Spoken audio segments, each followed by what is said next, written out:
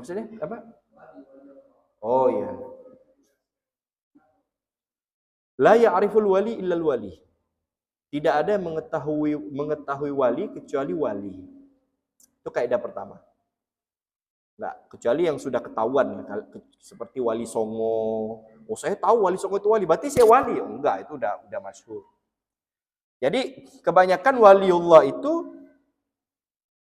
mereka itu menutup dirinya, apalagi zaman sekarang. Karena sekarang ini zaman materi. Orang melihat fisik.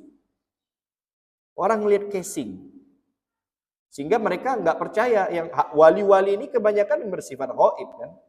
Kejadian-kejadian yang menimpa mereka itu kebanyakan tuh hal-hal yang tidak masuk di akal. Nah, kita ini sudah era orang mengedepankan akal. Kita ini sudah era orang melihat materi.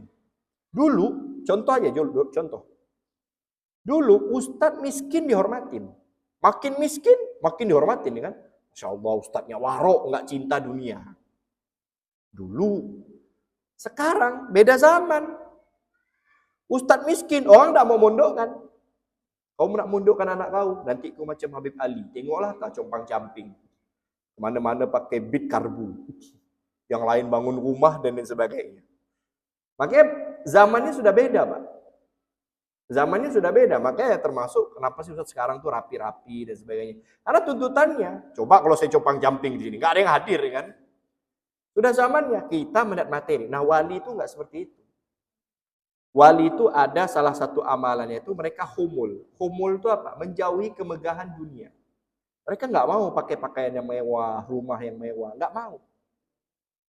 Mereka menghindari itu. Makanya mereka banyak menutupi diri. Ini yang pertama. Kedua, tujuan wali Allah itu apa? Kekasih Allah. Mereka pengen sampai kepada Allah. Mereka pengen sampai kepada Allah. Nah, untuk sampai kepada Allah, banyak sekali rintangan-rintangan di jalan. Banyak. Termasuk rintangan itu adalah kemasyhuran. Terkenal. Itu membuat mereka nggak sampai-sampai kepada Allah. Sehingga mereka nggak mau terkenal. Mereka nggak mau dilihat. Mereka menutupi diri. Kenapa? Tujuannya sampai kepada Allah, bukan dikenal oleh makhluk. Nanti ini misalkan sampai kepada Allah. Ini contoh aja. Sampai kepada Allah. Ini nanti banyak rintangan. Salah satunya itu terkenal. Termasuklah karomah. Karomah itu adalah penghalang seorang wali sampai kepada Allah. Makanya sebenarnya jarang waliullah itu menampakkan karomahnya. Jarang. Itu kan cuma di film doang tuh.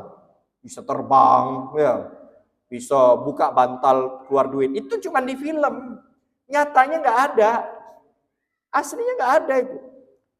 Sampai dikatakan waliullah itu saking malunya mereka mengeluarkan karomah. Ada beberapa yang menampakkan karomah karena dalam keadaan terdesak ya. Tapi begitu mereka selesai mengeluarkan karomah, itu mereka malu kepada Allah. Malunya itu seperti seseorang yang ketahuan berzina. Jangan ketahuan berzina, malu. Itu kan beramak atau muti anak muka. Seperti itu kondisi mereka itu kalau ketahuan mengeluarkan karomah. Mereka gak gampang, Pak. Malah ada yang mengatakan wali-wali yang mengeluarkan karomah sebenarnya itu level dasar. Wali itu bertingkat-tingkat juga. Itu wali level bawah itu. Wali level tinggi gak ada. Tapi kita gak ada dengar cerita wali kutub itu mereka menampakkan karomah. Jarang. Malah gak ada itu. Imam Haddad karomahnya nggak ada kita dengar kan, jarang sekali. Terbang dan sebagainya. Dan justru menurut kekasih Allah, menurut para wali ini, karomah yang terbesar adalah bisa membawa seseorang yang awalnya jauh dari Allah tambah dekat kepada Allah. Ini karomah sebenarnya ini. Masalah terbang jalan di atas air itu ikan burung pun bisa, ya kan? Yang sulit itu kan ada orang maksiat, kita ajak, lalu tiap taubat. Itu karomah sebenarnya. Itu karomah tingkat tinggi itu, Pak. Apalagi bisa istiqomah, paling tinggi lagi. Makanya dikatakan al-istiqomah khairun min alfi karomah. Istiqomah itu lebih baik daripada 1000 karomah. Karena kalau Imam Ghazali mengatakan, wali jalan di atas air, ikan pun bisa. Malah lebih hebat lagi, bukan di atas air, di dalam air nyelam. Nggak mati lagi. Kalau sekedar terbang, burung pun bisa. Harus karomah apa buka pintu Ka'bah dan sebagainya. Itu semua penghalang, menghalangi mereka sampai kepada Allah. Makanya mereka tidak mau menampakkannya. Termasuklah keterkenalan masyhur. Itu membuat seseorang itu nggak sampai kepada Allah. Nanti orang banyak datang kan, Pak kan?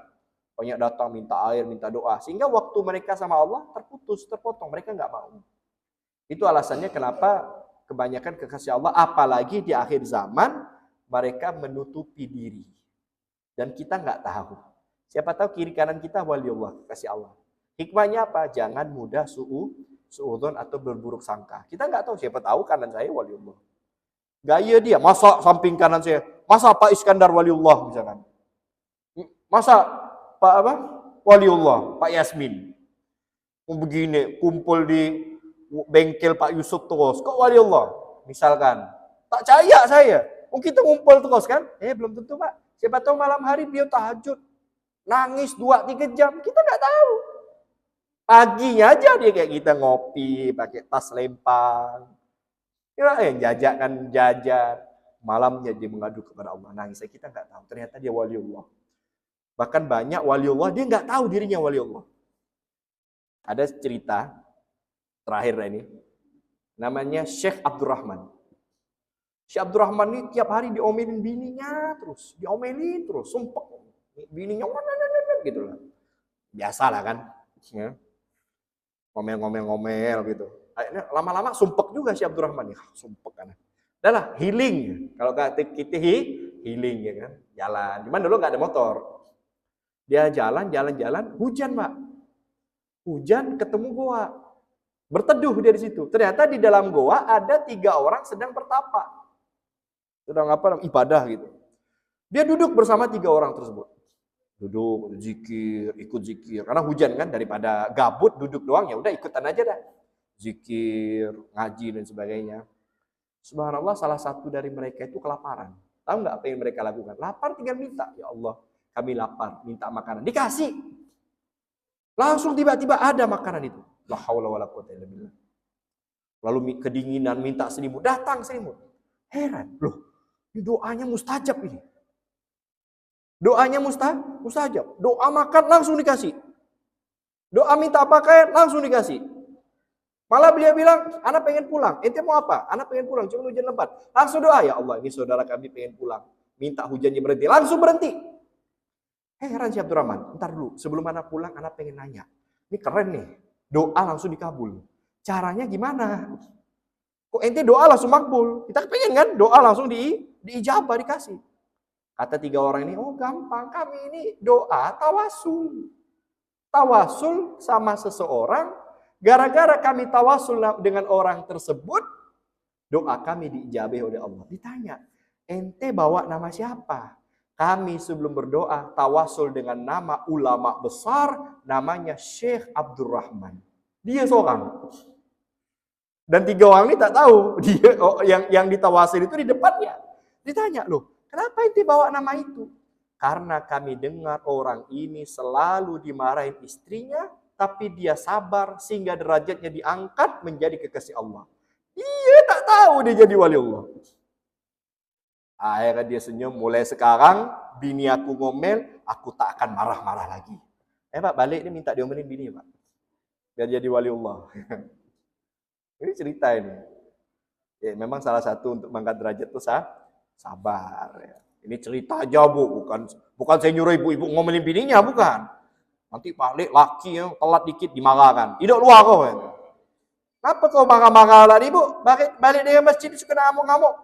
Kata Pak Ustadz, suami yang sabar diomelin istri jadi wali. Nah, mulai sekarang aku ngomel-ngomel. Nggak gitu juga. Ya. Nggak gitu juga konsepnya. Baik, ini saja karena sudah masuk waktu Isya. Semoga bermanfaat. Ya, semoga apa yang kita pelajari pada